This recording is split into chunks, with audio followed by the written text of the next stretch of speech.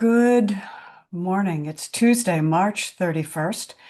Whether you're joining us now in this moment or whether you're listening later, I just want to welcome everyone here to these teachings and to this group of beautiful energies, um, each expressed as an individual. We're here this morning, courtesy of An Open Door and Reverend Cindy Krupp's work to create and maintain and sustain us in that organization.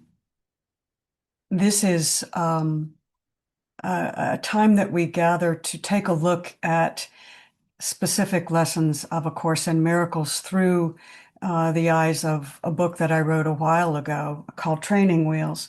And this morning, our lesson that we're going to take a look at is lesson 76. I am under no laws but God's. What we're going to do this morning, I think, is just I'm going to read from both Training Wheels and also from the original lesson. And then we'll talk about what it means to live under no law or with no law but God's. We're not going to do a meditation so much this morning. It may evolve, but it wasn't something that I planned on this morning. Because this is a pretty juicy lesson. They all are, but as most of A Course in Miracles, I am finding over and over again, it teaches on at least two levels.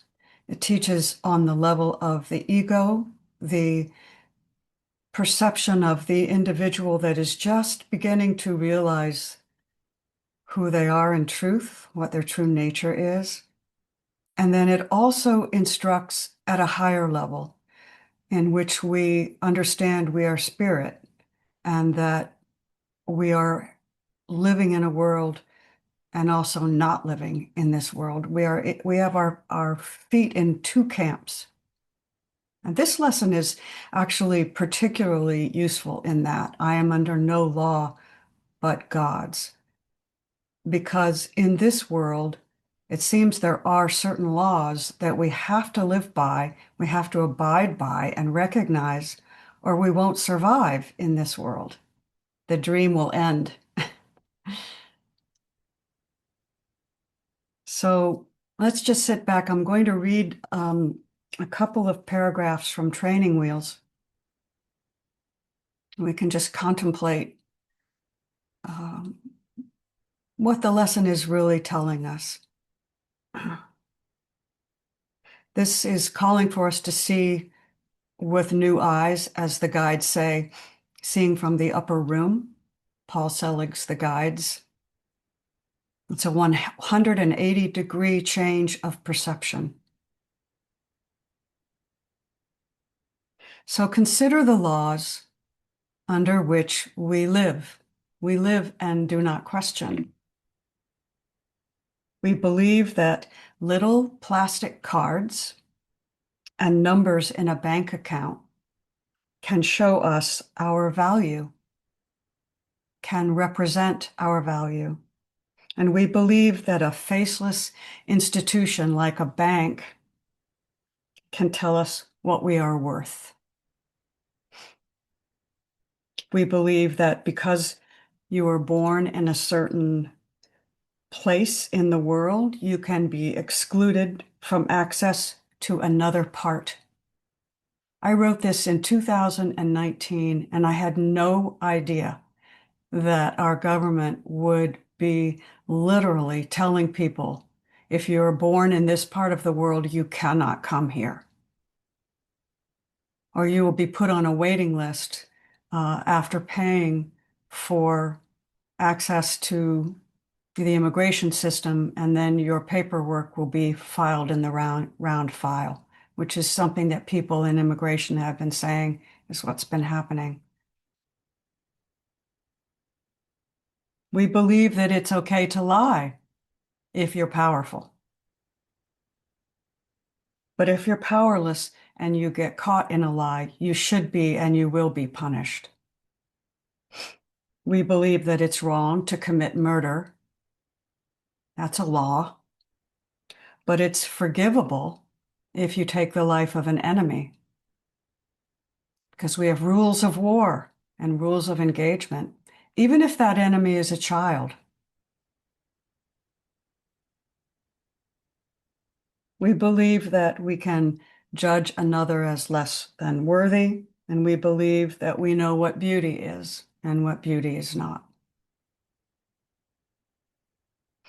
We like to think that our laws are consistent. In fact, our whole society is built on a belief that our rules are consistent, even on the face of it when they are not.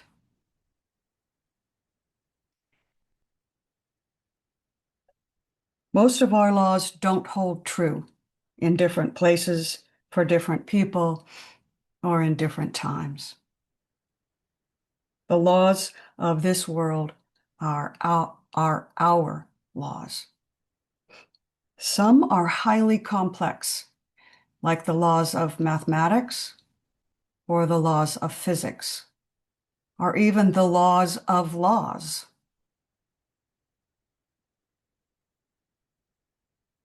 And yet all of these have changed with time, with new discoveries, new ways of seeing. And that is because of our unlimited genius to make.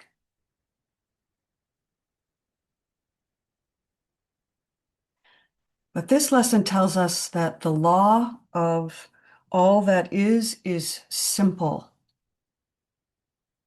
and never changing, and it's universal. It has always been and never will change. And that is because it's the law of oneness. The title of this lesson says, I am under no laws but God's. You might ask, why does this lesson use the term laws when there really is only one law?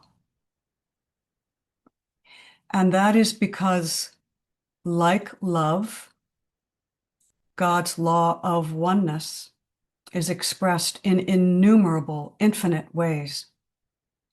The law of love is expressed as truth. It's expressed as beauty. It's expressed as joy. It's expressed as a sense of humor. It's expressed as laughter. It's expressed as compassion. That's law. The idea of love has many different ways of expressing, and so does the law of oneness. It's infinite because in God's infinite creation, all that is created is one. And its expression, the expressions of one, are infinitely creative.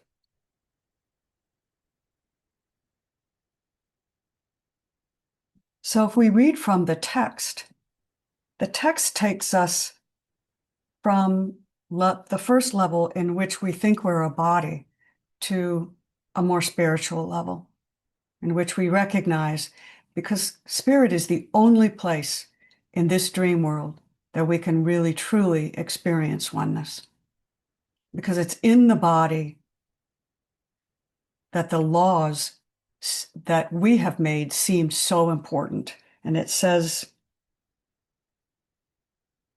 the body is endangered by the mind that hurts itself. The body suffers just in order that the mind will fail to see it is the victim of itself.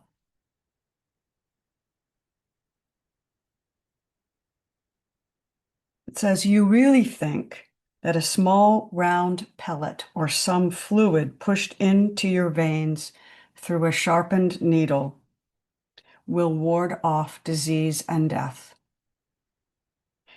You really think that you are alone unless some other body is with you. You think you must obey the laws of medicine, of economics, and of health. Protect the body and you will be saved. These are not laws, but madness. And then it says the body suffers. The body is a veil to keep the mind focused on the material, on the physical, so that it never sees behind the facade to what actually created the body in the first place.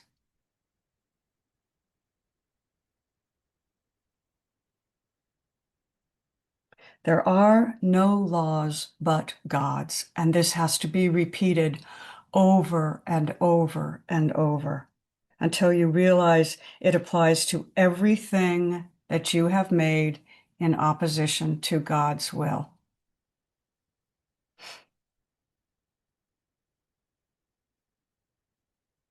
It has to be repeated over and over because everything in this world is a testament to the body and to separation. Try going a day without eating, and the body will tell you that you have to do something, and you will. Try getting sick and not going to the doctor. And Ken Wapnick said it's fine to go to the doctor and it's fine to take your medicine because a mind that is in pain cannot learn. So use the magic that we have all you want. But this is where we get into the second level of this teaching. The first level teaches you're not your body. You are not your body. And repeat that over and over and over until it becomes so ingrained in your understanding of what you are yourself that you no longer get lost in that dream. But in that, recognizing that you are spirit and that the body dies, but the spirit doesn't.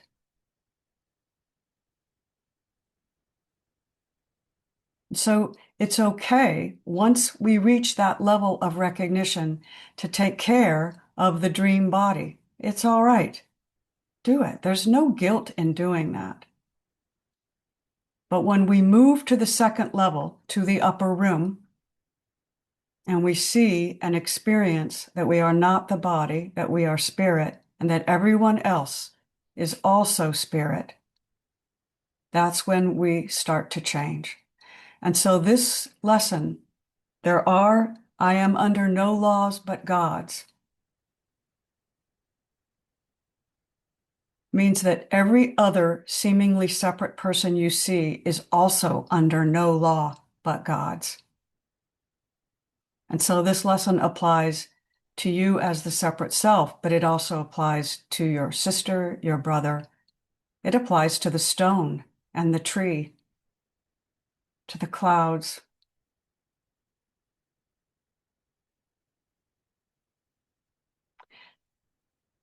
So how do we live with this lesson in a body and also in a world that sees and accepts separation as reality?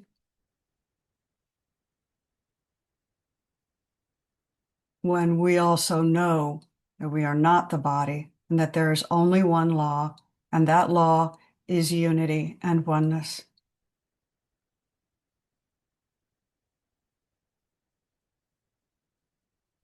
So when we recognize that there is only oneness, then time disappears because there is only the eternal now.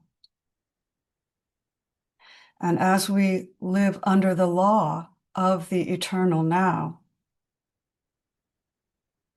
our perception changes even more because the mind opens into the moment. And we begin in that silence, in that open awareness, that space of non-judgmental seeing as the I am. So much more is made available. When I am under no law but God's, I am invulnerable.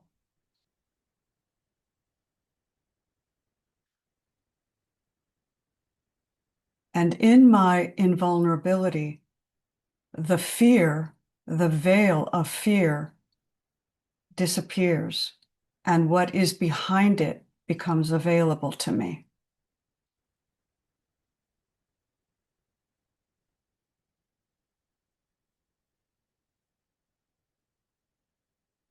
When I am under no law but God's, I am free.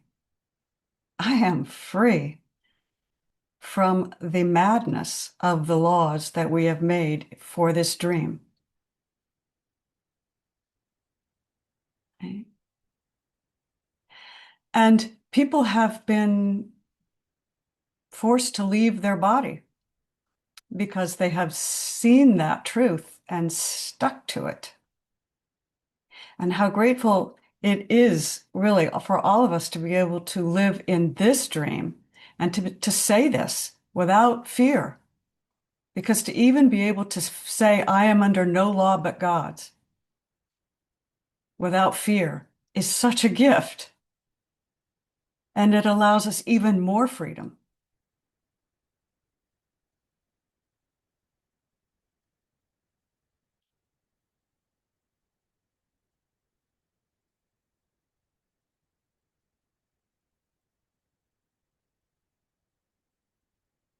I have a doctor's appointment at 2:45 today. I will make that appointment because the laws of this world require that I do. As Jesus said, render unto Caesar what is Caesar's. We are having this human experience, and so we have to abide by the laws of this level of perception.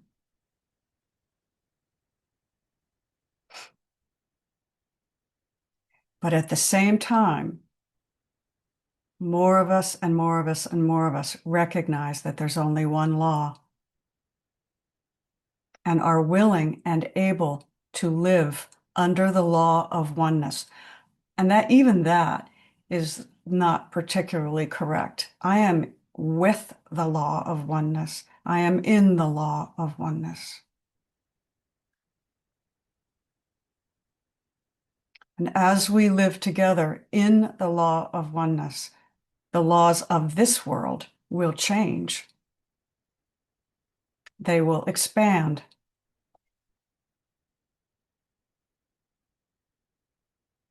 And some will become meaningless or will be illuminated as the meaningless laws they are. So there are no laws but God's.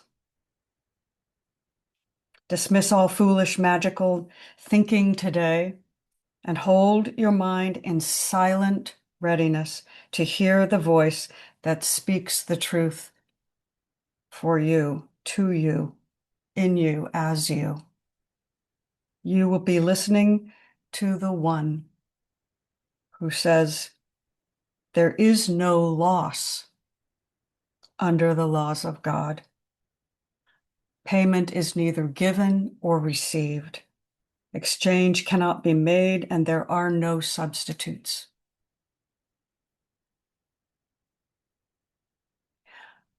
I'm going to conclude here just by saying I looked through A Course in Miracles to try to find one definition of what the laws of God are. There are hundreds and hundreds of references to the laws of God, but they have essentially only one meaning. The law of God is non-duality. The law of God is the Advaita. The law of God is oneness, unity awareness, unity consciousness, unity beingness. And every other law that follows is held by this law, in this law, as this law. time, relations between objects, thoughts, feelings, material objects, everything that arises out of the oneness is the oneness.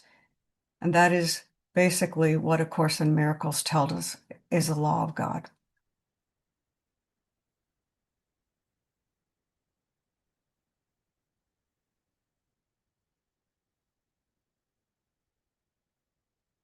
So I'd like to open it up now to your thoughts about this lesson and how it works for you.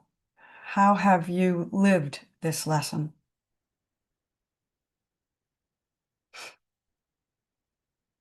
I will say, and Cindy, thank you. One of the challenges that I faced on my trip was, and it's paradoxical, I see this lesson, I know this lesson, and yet I spent the better part of a week with a group of people I truly love and who are my dear friends, and they did not know this lesson. And it made me feel lonely and angry sometimes and frustrated because I was in a group of folks that were not abiding by the law of oneness. And when I tried to explain or to share it, it was not heard. And so there is a part of me that looks at all of us here and says, well, this is my safe spot. This is my safety zone because every one of you knows what I'm saying. But our challenge is to live in this world where there seem to be many laws, which are all laws of madness. And yet we have to express this law of oneness as we move and live in this dream world. And so I guess my question for you is, how do you do it? What does it look like for you? And I'll ask Cindy to unmute and take the first stab. Thank you, Cindy. Can I read this first and then I'll take a stab? When I was Oh, yeah. I see that book. I know that book. Yes. when I was reading Divine Union this morning, knowing what we were going to discuss today, because I asked you yesterday, not because I was keeping track. When I read this morning, it was like, oh, it fits. And as I was listening to you and when you were talking about the chosen people and then everything else, I just feel like reading this into this group. And it goes like this. It's on page 150. The essence of each religion, each and every religion that has been known, is indeed truthful. The very basis of was truth. It was what was built upon it that is in confusion, and then in corruption, and then in institutionalized ways that demand you behave by doctrine through a set of laws that were created to keep you under control or in an order that could be managed. That is not this teaching. Morality is still present in the upper room, but as truth. You do not seek to harm your partner, kill your neighbor, steal from this or that to get what you must have in the upper room, because there not only is no need, there is no reason to replicate the idea that was prevalent in the lower field. So I just reminded me of, it lit up knowing not only because I felt it, but also because I knew about this conversation. So when you asked that question, I went back to how I was in those 10 days or 2 weeks or whatever that I was physically with my family while my father was in rehab and then going home. And I found myself um, very conscious of A, doing what I could to do some sort of spiritual connection work every day. Like I was able to really schedule my life most days so that I could still do my dyad, for instance. Um, didn't feel like I needed to sit with my mother and watch the news, which is what she was doing during that time. So that's the first thing, that even though I have to be in the world and I have to be in with people or in circumstances that feel really unconscious sometimes and full of some insanity, I made certain that I took time for myself every day to stay connected and to set my intention. The second was I stayed really, did my best to remember my purpose, which was not to correct my brother, but I like the verbiage from the guides to say my purpose is to be the lighthouse. So I became really aware as quickly as I could when my light was being dimmed and what it was. And I kept asking, what am I to do? What am I to do? Literally, like it was, is there something for me to do here? So I was very quiet. I did not, other than when it was time to set a boundary with my mother and just out and out tell her she was being mean, which somehow she heard. Um, Mostly, I let the insanity burn itself out, and then at the other end, I was given permission, like there was a space to speak and create a shift.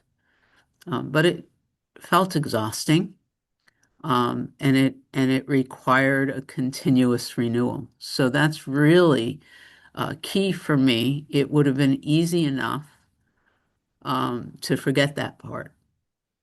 But even, well, Jesus, I'm not a card carrying Christian, whatever, but Jesus and others, they remind me anyway that renewal is critical. So that's the first thing I wanted to share. And hands are up, so I'll Okay. mute. But Amy, welcome home. Thank you. I'm so glad to be here. So, Cindy, what I heard you answer to my question, how do you apply this, or how do you live this law? You said renewal every day, practice, and basically contemplation of. Well, and the other thing though, which was very important to me, again, while I was in New Jersey in that circumstance, was to continually remind myself what my purpose was. My And purpose wasn't to be right. My yeah, purpose wasn't to change anybody's mind. My purpose in that case was to be of service and to be the light. And so that was my purpose. I remembered that I wasn't there for the little self Cindy. I wasn't there to, to heal the little girl who didn't get attention one. I wasn't there for my parents to say thank you. I was there to be of service to the greatest ability that I could and to be the light. And holding that as my intention and my purpose really, really served me very, very well.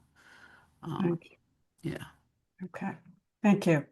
Um, Indigo and then Alice. Welcome. Good morning, Indigo. It's great to see you. Hi. Um, Great to be here. I really loved hearing what you had to say or shared. Um, for me, I mean,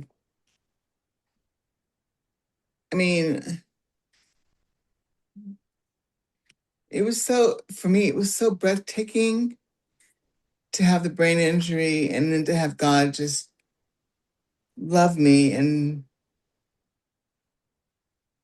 just and show me what I am or just and so anyway, for me, what I do is I just stop. I stop. I stop everything. I just stop. And even if I'm pissed off, which I am many times, I just, I stop. I get quiet because that's the only time that I could hear our Father. I can hear God. And I'm honest. I tell God off if I'm angry. I do. I say, what the fuck is going on? I'm like completely honest. Oh, I'm so fucking pissed off. I'm ready to kill you or kill somebody. I'm just honest. I'm completely honest. And once I do it, it's like then I can let go and I can surrender and I can say, okay, I don't know what to do. And then God always just loves me, always, which blows me away and just shows me what to do. But it's only when, I think it's only when I surrender that I start to really just see, okay. Oh my God, I didn't know that. Okay. And so I feel like I'm starting to, and then also too, I'm learning that other people are in different places and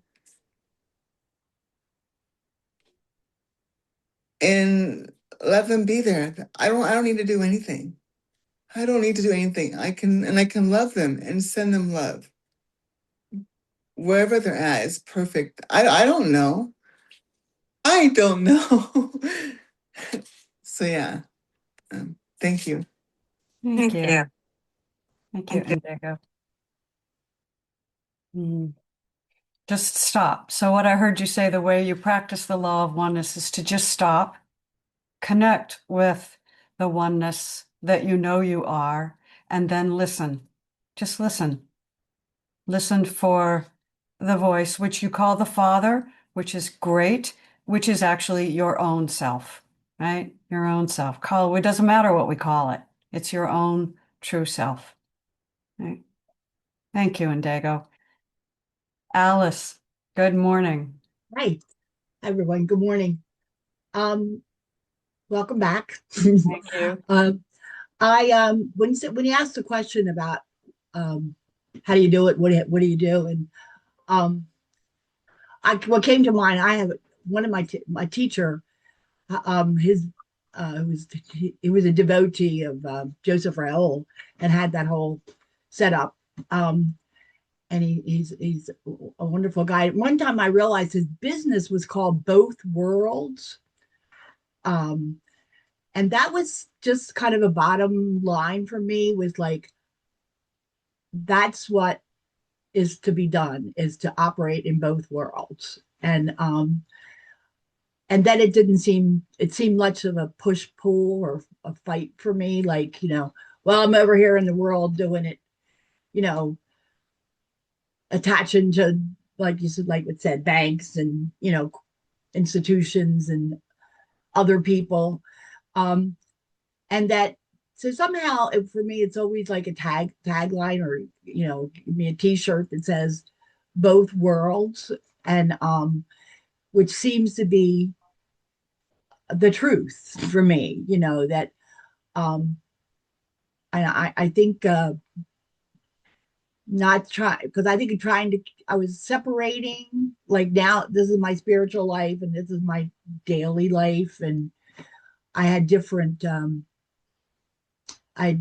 operations, and um so that was my really big sense of separation.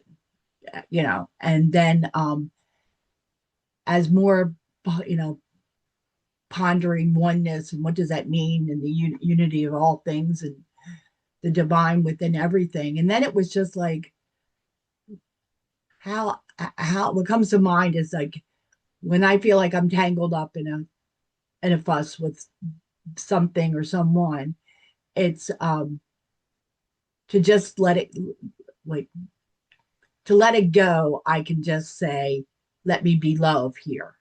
Let me be the presence of love, which helps me just, like, let go of the reins of, like, control and manipulation, and I got to straighten this stuff up here, And so I just think for me, just to like, I use that phrase that in truth, I am in both worlds. Don't know why, don't know how come, but seems to be where uh, how it is where I am. And so I just, I think it's just like the and it, that I am love and everybody is. I think there was something yesterday in our discussion. It was like, I also had teachers that sort of imprinted things on me, but it was like no exceptions. No one's outside of oneness. No one's out there dangling because they were made wrong. Um, and so that inclusiveness and allness and love um, are my practices, I guess. Thank you. Thank you. This reminds me of the whole neti neti concept, um, where we look at the world and say, I'm not that, I'm not that, I am not that, and I am not that. I am not the body, I am not my sickness, I am not my thoughts, I am not my emotions, I am not this suffering. And we go back and back into realizing I am the I am. And we rest in that. I am the I am awareness in which all that arises is witnessed. But then we have to turn back and go back into the world, recognizing that everything that we see is also us. So the first step is to say, I am none of this, and to rest in being and knowing the I am is everything, because the law of oneness contains it all. So then we turn back around and we go back into the world of apparent separation, realizing that we are all of it.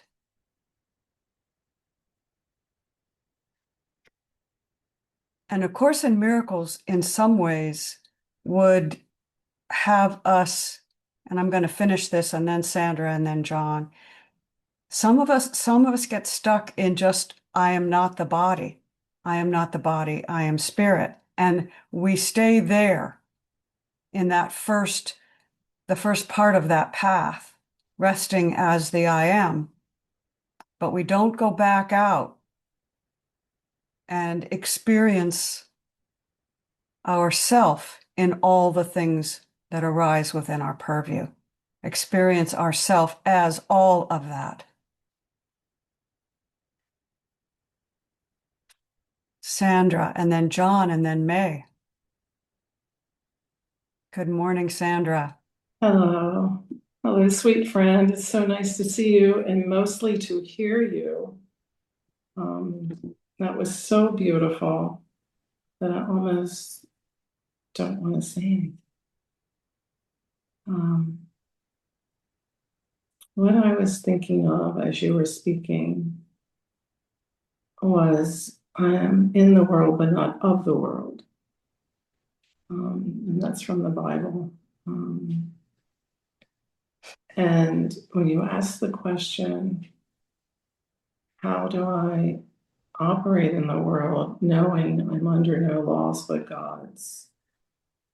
Well, it vacillates back and forth, kind of. I used to think I was when I first started the course and started doing these lessons, I thought I was a little bit schizophrenic,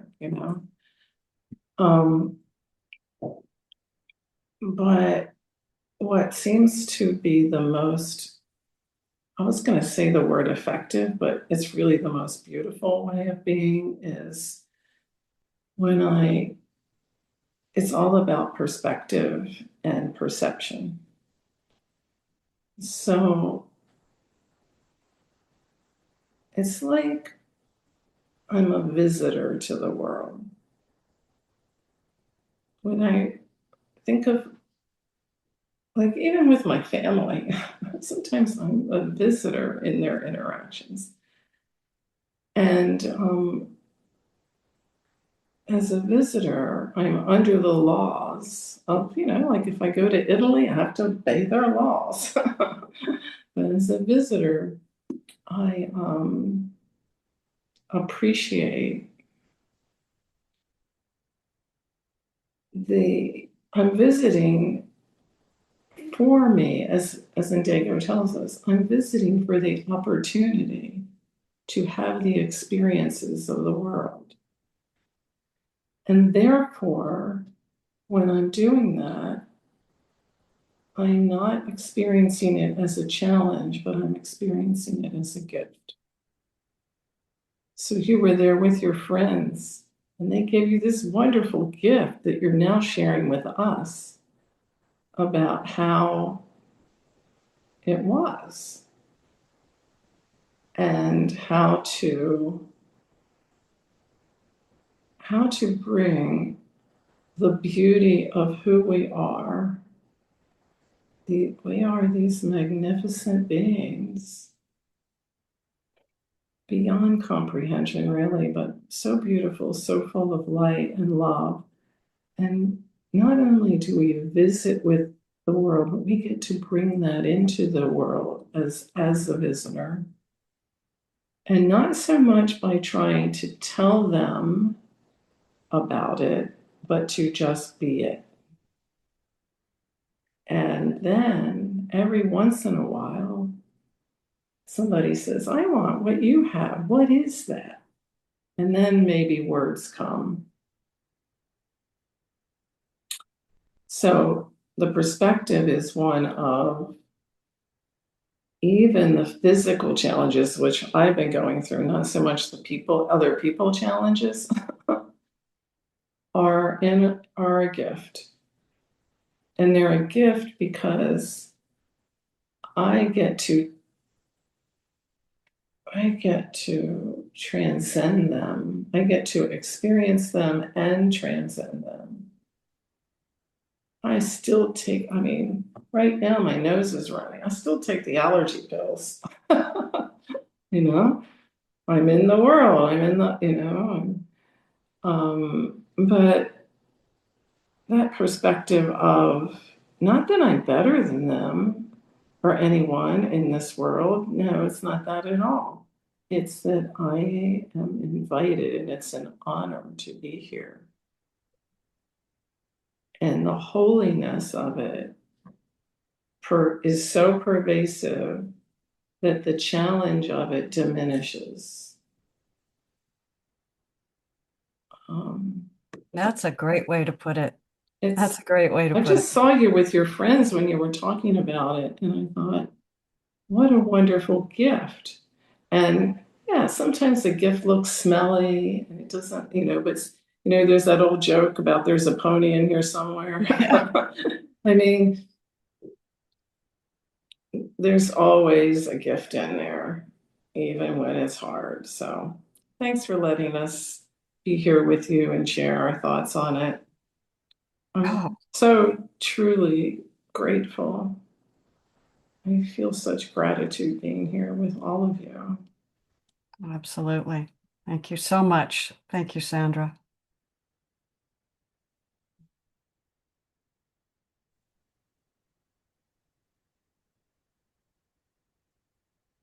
John, and then May. Thanks, Sandra. Thank you. Thank you. Thank you for the gift of you shining forth like an angel, bringing your message to us. Thanks, Sandra. And I'd like to make a comment what Alice said about what the teacher said, because that's really kind of made an impact on me. Because it's which teacher we're listening to, whose voice we're listening to, and that came in the lesson today too, about the his voice will speak to us as well as the joys of heaven, which his laws keep limitless forever. So, and it was reminding me, I just read a matter of fact yesterday about some teacher who was I guess she was teaching in the 1800s, the late 1800s, and they changed the curriculum. I don't know whether it was history or economics or something like that. They changed the curriculum, and they changed what they were teaching, what they had taught. It's ever since they started teaching it. This, like in the United States, they had a history of economic development and stuff that was different from other things and the history. And so she saw this and she says, I'm not going to teach this. I'm not going by this curriculum. I'm going to teach what we've been teaching for the last 45 years, which she's been teaching for. So, it really is, it makes a massive difference, like what we're taught. I mean, what do those little children know when, all they know is what the teacher said.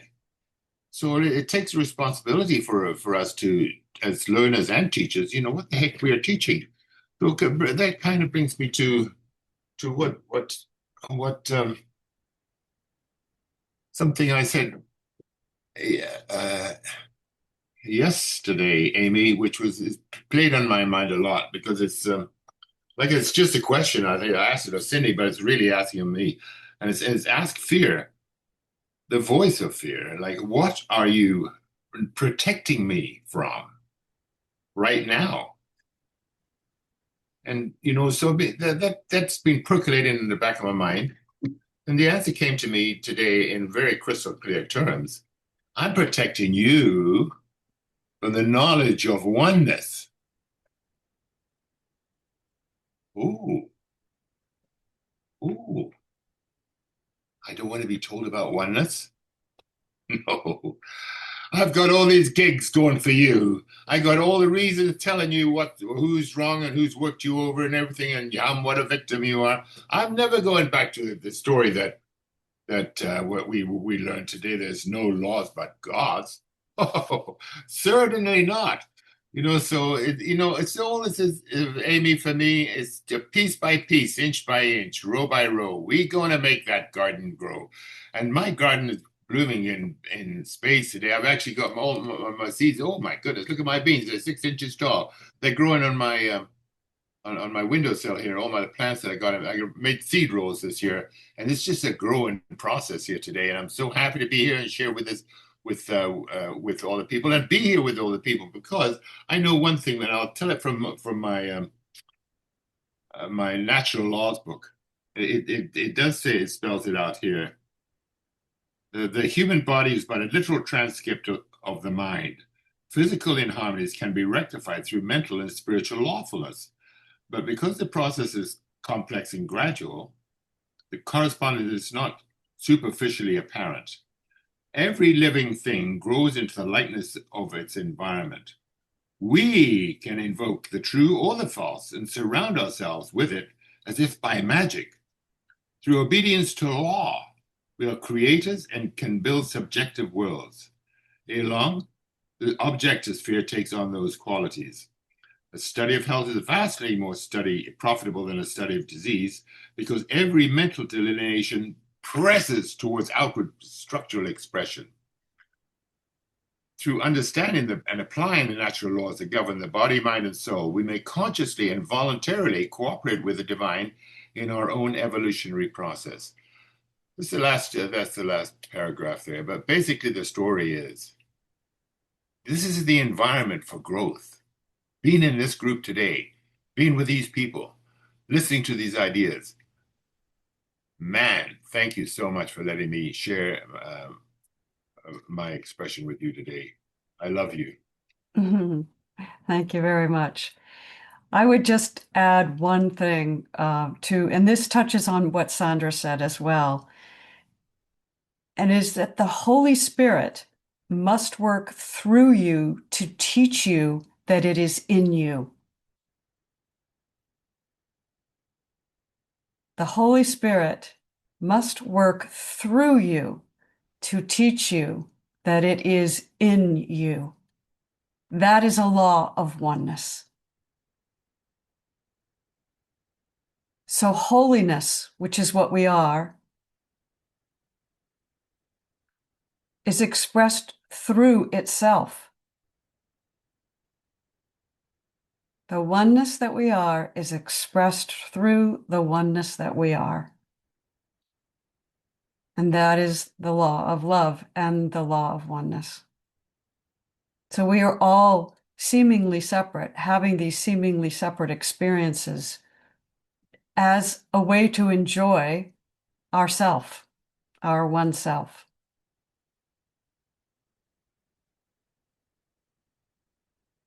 May, and then Livy. Good morning, May. You're up early. I know. Yeah. But it's a good way to start the day. So I always look forward to Tuesdays. Yeah, I think what comes to mind is this kind of steady recognition that like I am what I pay attention to is my reality. And just the law of like the inherency of the operation of the law of love, which is it's just thought. And I like what Sandra said, I think that sometimes it makes me feel a little isolated, but then and then like this pendulum swings the exact opposite, and I feel expanded in ways that I like it just confirms itself onto this like this boundless expansion, and I'm like, and it proves itself to be so like rewarding in this like just expansiveness of mind, like just the potentiality of this wisdom and the integration into like a form is just it's like it's the most wonderful thing. And I'm constantly like just like scribbling and integrating and like, but I do want to like, because I grew up so shy. I grew up so shy and like very creative, but also very like in another world. And I noticed that trailing into my like 25-year-old self also in a certain sense. But there is this element where I know that ideas grow stronger when shared. And it's kind of learning to navigate that in ways that are more productive instead of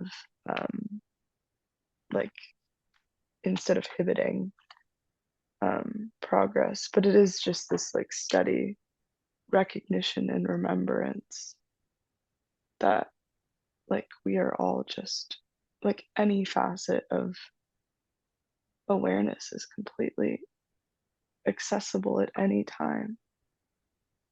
And I wish I could tell the entire world, like I would like just like dissolve fear in an instant. But like what Amy said, it's there to exactly do exactly that. But It's kind of like yeah, the how can I miss you if you don't go away? exactly. You know, You how can learn I, to navigate it a different way.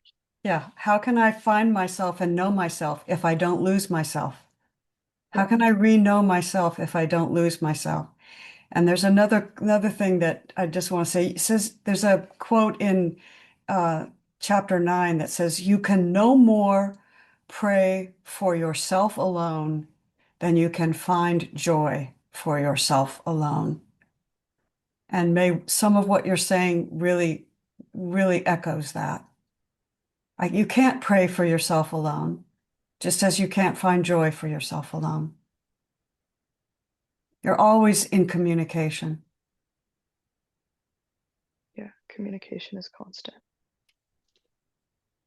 It's hard to remember that. Like, or it's not always hard, but it's like it fluctuates. Yeah, it ebbs and Yeah. flows. Yeah. Yeah. Are you complete, May?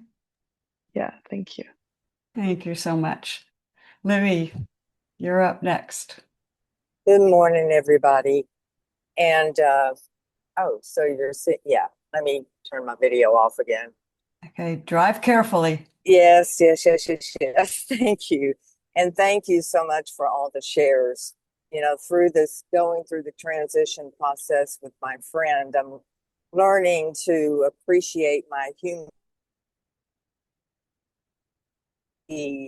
what fear manifests itself as. Like, this past weekend, it manifested one day as possessiveness and entitlement and feeling the need to control. And a friend on this call had told me at the beginning of this process, when there was a lot of drama around the caregivers, to look for the gifts and the lessons. And that's been very, very helpful. And what this process, my friend doesn't have what we have. She had started to come to our gatherings, and that was making me very happy, and she was enjoying what she hears. But she's in a state of, now it's getting to the point, because she just has about 48 hours that she's on morphine. But before that, she was like, I don't know what's going to happen. And just depression, and people would come to visit and she wouldn't even look at them, and I'm just so grateful that I know the oneness that we are, and I'm able not only, and I'm so grateful for the gift of being able to see my humanness when it comes up, and it helps me to love and forgive other people's humanness. And I'd rather create that within myself, that forgiveness of myself and love for myself, and the willingness to see where my humanness and ego wants to jump in. And I'm real grateful that I don't stay there. I know not to stay there. And y'all help me through these things and help me see that. And I'm so grateful to see my friend for the love that she is, and understand that she's not her body. And when the body goes in the next couple of days, her spirit is just, and she's going to know the love that she is and be able to be that. And she'll always be with me. And in a stronger form, I believe. And so I just want to share how grateful I am today to understand. And I had another friend that when she was transitioning, she looked at a friend and said, I wonder what the next adventure is going to be. And I thought, yeah, that's how I want to see or have, whenever my time comes, that the body is no longer going to be able to sustain me. And so anyway, I just love everybody's shares, and for helping me to continue to see the gifts and continue to have the willingness to look at whatever the lessons are, and to have a guide in the course and in an open door to see y'all share how you do it. And that helps me go into the world and say, oh, okay, that's how I do this. And so I'm just incredibly grateful this morning. So thank you. And again, Amy, it's wonderful to have you back. Thank you so much. Thank you, Livy. Yeah, I'm going to end with one more quote and a reminder. This is from chapter 7. And it says that healing is the way, not a way. Healing is the way to undo the belief in differences, being the only way of perceiving the sonship as one. So, Will you read that one more time? yes, healing is the way to undo the belief in differences, being the only way of perceiving the sonship as one. So in essence, healing is seeing all things as one. And we are doing that according to the guides more and more, not just as individuals, but as a collective. And that is where we're headed, because each one of us makes a difference to the collective, and the collective is beginning to rise through the work of the individual.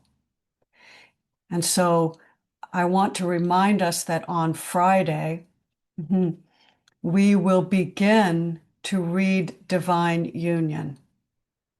And hopefully everyone has the book. If you don't, let Cindy know. And that's where we're going to start on Friday. So I want to thank you for being here this morning. This was a great discussion. We're going to meet again at noon, so in an hour for 12 stepping. And who's leading 12 stepping, Cindy? It's the last Wednesday of the month, so it's Chuck. All right, Chuck. All right. Rana, it's good to have you here. Thank you for being here, everybody, and lots of love. We'll see you in about an hour. All right. Love to all.